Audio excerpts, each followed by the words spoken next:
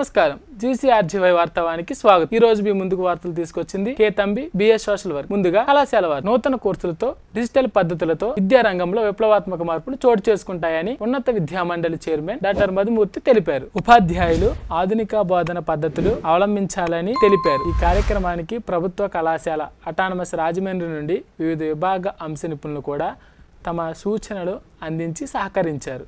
అంతర్జాతీయ వార్తలు అమెరికా మరియు యూరోపియన్ యూనియన్ మధ్య వాణిజ్య సుంకాలపై ఒక ఒప్పందం కుదిరింది। మలేషియాలో థాయిలాండ్ మరియు కాంబోడియా దేశాల మధ్య సరిహద్దు వివాద పరిష్కార చర్చలు జరగనున్నాయి। జాతీయ వార్తలు ఆపరేషన్ సింధూర్ పై లోక్సభలో ఈ రోజు చర్చ జరుగుతుంది। తన సార్వభౌమాధికారంపై దాడి జరిగితే భారత్ ఏ విధంగా స్పందిస్తుందో ఆపరేషన్ సింధూర్ ద్వారా ప్రపంచానికి ప్రదర్శించామని ప్రధానమంత్రి నరేంద్ర మోడీ గారు అన్నారు। రాష్ట్ర వార్తలు సింగపూర్ పర్యటనలో భాగంగా ఆంధ్రప్రదేశ్ ముఖ్యమంత్రి నారా చంద్రబాబు నాయుడు గారు ఈ రోజు ఆ దేశ ప్రభుత్వ ప్రతినిధితో సమావేశమవుతారు। ఆంధ్రప్రదేశ్ రెవెన్యూ సమస్యలు పరిష్కరించేలా మంత్రివర్గ ఉపసంఘం పనిచేస్తుందని ఆ శాఖ మంత్రి అనగాని సత్యప్రసాద్ గారు తెలిపారు। విద్యా వార్తలు నీట్ పీజీ 2025 పరీక్ష వాయిదా।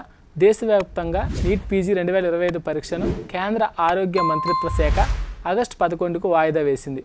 అభ్యర్థులు అధికార వెబ్సైట్ ద్వారా తాజా షెడ్యూల్ తెలుసుకోవచ్చు। క్రీడా వార్తలు భారత ఇంగ్లాండ్ దేశాల మధ్య 4వ క్రికెట్ టెస్ట్ డ్రాగా ముగిసింది।